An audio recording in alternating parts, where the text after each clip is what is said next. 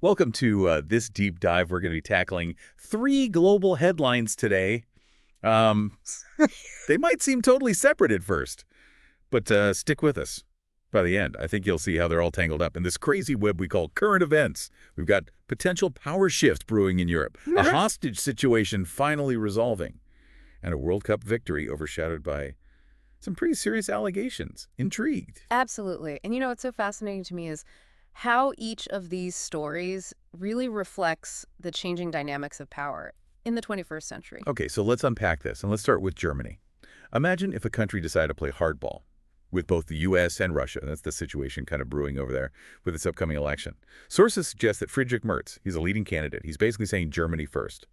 When it comes to energy and alliances. And this matters so much because Germany isn't just any country. Historically, they've been the linchpin of stability in Europe. So any major shift in their foreign policy, it has a domino effect. Think about it.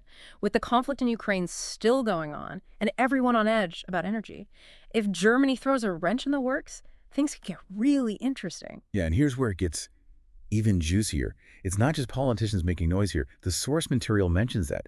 Younger Germans especially are kind of losing their enthusiasm for cozying up to either superpower. I mean, wouldn't you if you were in their shoes with everything that's going on? It's a tough call, isn't it? On the one hand, Germany striking out on its own could embolden someone like Putin. But on the other hand, maybe this is the shakeup. That forces everyone to the negotiating table in a way they haven't been before. It's almost like the world's stuck playing chess and Germany just decided to invent a whole new game. Okay, let's turn to a situation where, thankfully, things seem to be moving in a more positive direction, at least on the surface. The release of those 180 hostages by Hamas, our sources paint a pretty grim picture of what they went through. But the fact that there was a prisoner exchange, the fact that diplomacy actually worked, that's got to give some people hope, right? It does, but we have to be careful not to oversimplify the situation. Remember, this hostage situation is just one tiny piece of this Israel-Palestine conflict, which has been going on for generations. It's like trying to untangle a giant knot. Right. Every time you pull on one string, something else gets tighter. Right. So how do we make sense of this hostage release? In that context, I mean, it's obviously good news for those 180 people and their families, but is this a sign of progress towards actual peace or just a temporary pause in a much bigger fight? That's the million-dollar question. And honestly, there's no easy answer. But what this situation does highlight is that even amidst these seemingly intractable conflicts, there's always a need for communication, for finding common ground, even if it's just to secure the release of hostages. It's a reminder that even the smallest steps can have a ripple effect. Absolutely. Now let's tackle our final story for this part, one that's about as different from war and hostages as you can get. The Women's World Cup. Spain wins. Huge celebration, national pride.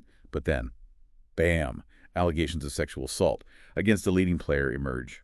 Talk about a mood killer. And what's particularly disturbing is that the alleged perpetrator is someone in a position of power, the team president. It reminds us that these issues of abuse and exploitation can happen anywhere, even in the most celebrated and seemingly joyful settings. Yeah.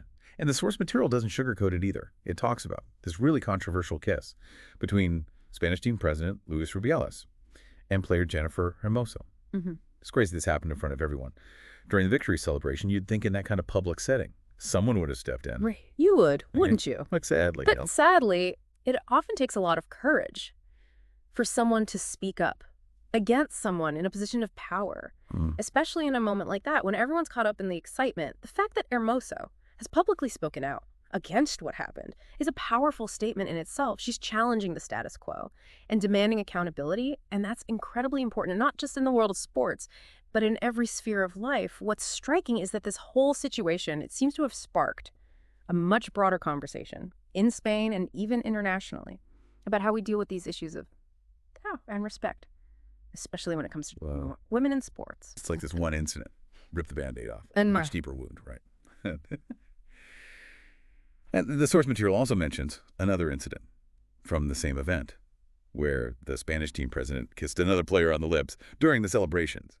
Makes you wonder if this kind of behavior was just brushed under the rug for years. Because, hey, it's all part of the excitement, right? Exactly. And that's precisely the kind of thinking that needs to change. Celebrating a victory is one thing, but using that as an excuse to cross boundaries and disrespect someone's personal space is totally unacceptable. What's encouraging is that it seems like people are finally starting to call this kind of behavior out, Mm. and hopefully that will lead to a real shift in how we treat each other, both on and off the field. So we've got Germany potentially shaking up the world order, hostages being released amidst a decades-long conflict, and a World Cup victory, painted by allegations of abuse. 3 totally different stories, right? But here's the thing. You mentioned earlier that they're all connected to this idea of shifting power dynamics, and I'm starting to see what you mean. It's all about who holds the power, who's challenging that power, and how those shifts are playing out on a global scale.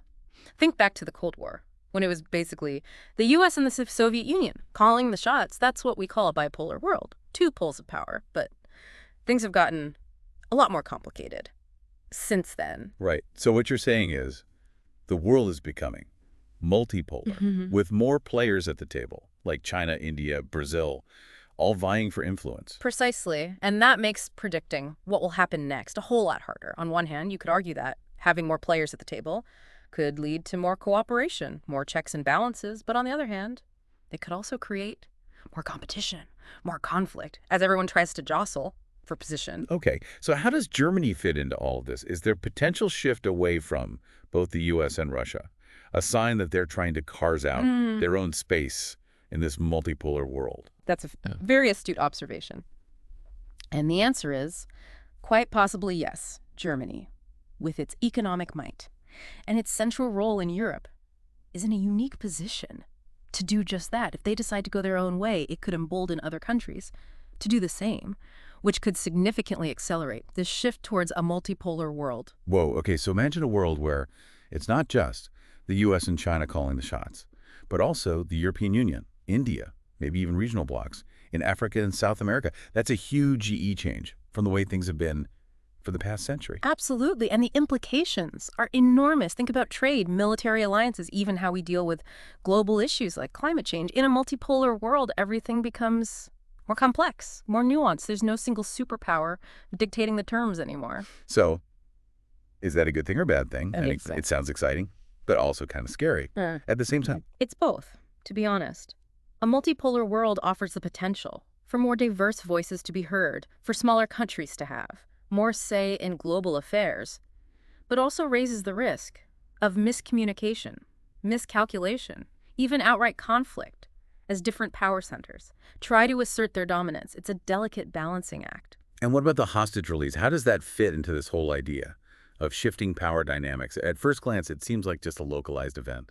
But look closer. The fact that Hamas, a group designated as a terrorist organization by many countries, was able to negotiate a prisoner exchange with Israel, a powerful nation with strong international allies, tells us something important about the evolving nature of power.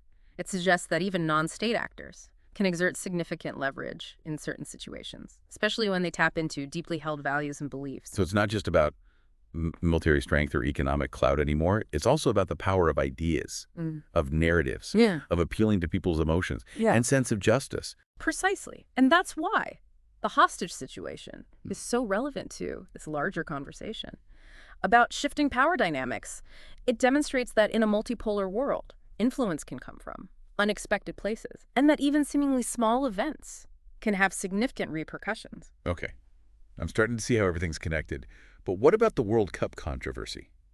How does a sexual assault allegation in the world of sports tie into global power shifts? At first glance, it might seem unrelated, but remember what we were saying earlier about the power of ideas and narratives, the hashtag #MeToo movement, the push for gender equality, the growing demand for accountability. These are all powerful forces that are reshaping societies around the world.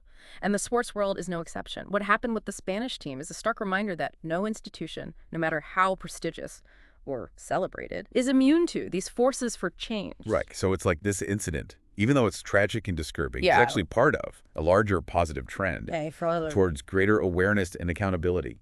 Exactly. And that's why it's so important to talk about these things, to shine a light on the dark corners, to challenge those in power who abuse their positions. Because ultimately, the way we treat each other, the way we respect each other's boundaries and dignity, that's where true power lies. Wow. You give me a lot to think about. But before we wrap up, I'm curious, what do you think all of this means for us, for everyday people trying to make sense of this crazy world? That's a great question. And I think the most important takeaway is this. We are not just passive observers of these global shifts. We are No. active participants, whether we realize it or not. The choices we make, the values Yeah. we uphold, the voices we amplify, all of these things contribute to shaping the world around us. So it's like we're all players in this giant interconnected game, and the rules are constantly evolving. And the stakes are incredibly high.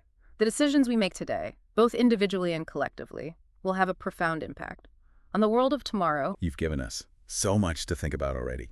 But as we wrap up this deep dive into these three seemingly unrelated but surprisingly interconnected stories, is there one key takeaway you'd want to leave our listener with? Something to ponder as they go about their day? I think the most crucial question to ask yourself is this. How do these events, the German election, the hostage release, even that World Cup controversy, how do they reflect the changing dynamics of power and influence in this century? Are we seeing a shift away from the old ways of doing things, from those traditional hierarchies and power structures?